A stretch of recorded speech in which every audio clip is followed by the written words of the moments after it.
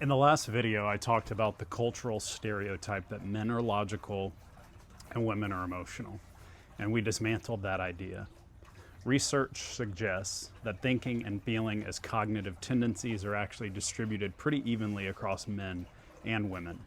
In other words, you can't reliably predict whether someone regulates through logic or through feeling simply by looking at their sex. And that matters. Because if we accept that stereotype, we start relationships with the assumption that incompatibility is inevitable. It's a zero-sum game. We think, well, of course we're going to struggle. Men are logical and women are emotional. But what if that's not the real issue? What if the real issue is that thinkers and feelers regulate very differently under stress? And since every long-term relationship will eventually involve stress, misunderstanding, and conflict, understanding this difference becomes important for compatibility, incredibly important.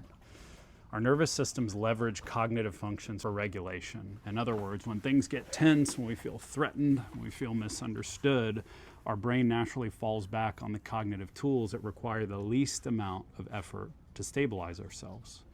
So if you're single, understanding this can help you choose a partner whose nervous system you can actually co-regulate with.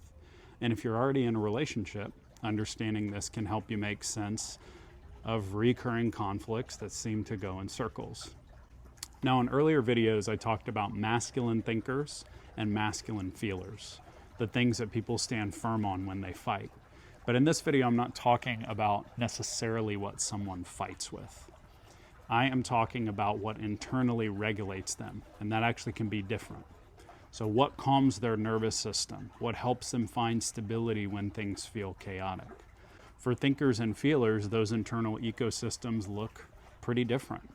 If you are a thinking dominant person, your nervous system tends to regulate through things like reasons, rationale, logical frameworks, what works and doesn't work, and solving problems. When something is stressful, confusing, or emotionally intense, the thinking brain naturally moves toward accuracy and efficiency. It asks questions like, what actually happened? What makes sense here? What is the most rational way to resolve this? Accuracy, structure, and solutions reduce stress for the thinking brain. If you're a feeling dominant person, your nervous system regulates through something different. It regulates through values and emotional expression, through things like what feels right or wrong, what you like or don't like, what matters to you, what hurts, what feels good, what feels aligned. For the feeling dominant brain, regulation comes more through emotional flow, whether that's personal or based on the people around you. It's less about solving the problem and more about accommodating the emotional ecosystem of the moment. In other words, the feeling brain stabilizes through vibes and values, while the thinking brain stabilizes through accuracy and structure. Everybody does both, but under stress, we prefer one or the other, and that is where this starts to matter for relationships. When two nervous systems try to co-regulate, they're essentially trying to stabilize together. But if one person regulates through thinking and the other through feeling, they are meeting two completely different regulatory systems, and this can be exacerbated by opposing masculine charges, as discussed earlier in this series of compatibility videos. The thinker may believe they're helping by bringing logic, accuracy, and solutions, but to the feeling dominant partner, that can feel dismissive or cold.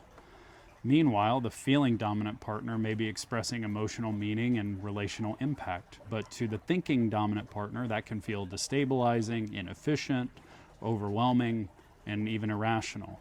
Both partners may walk away thinking the same thing.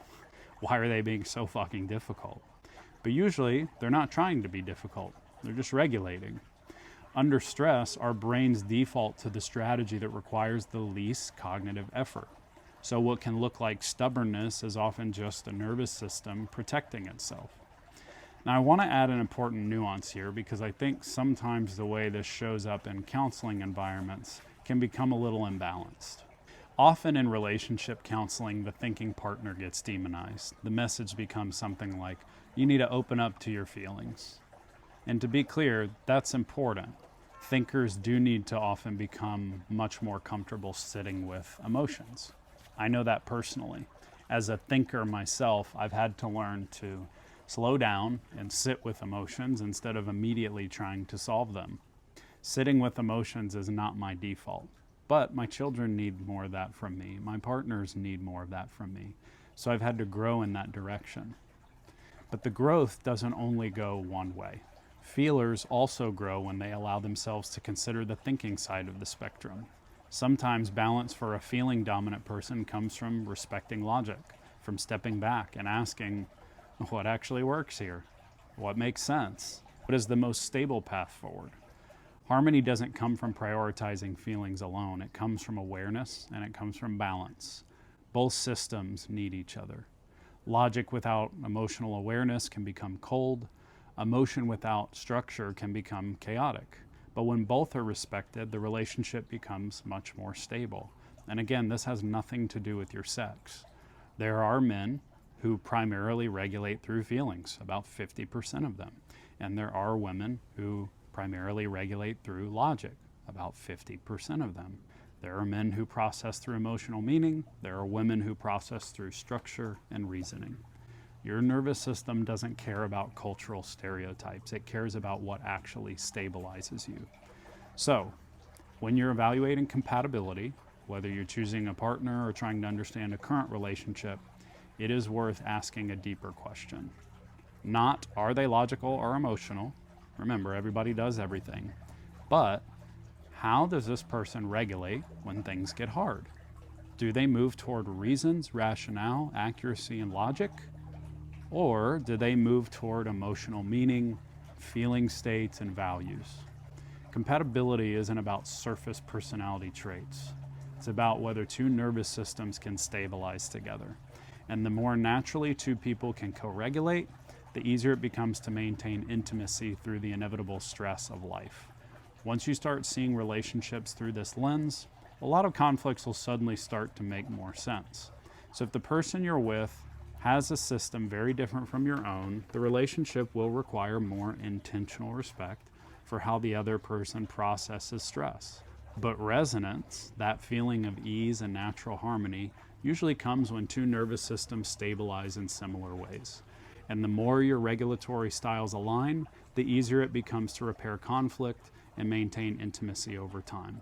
So, if you're with someone different than you, it's okay. It's just an area you're both going to have to be able to self-regulate more on. So I hope this video is helpful as you consider your relationship compatibility, and I hope to see you in the next one.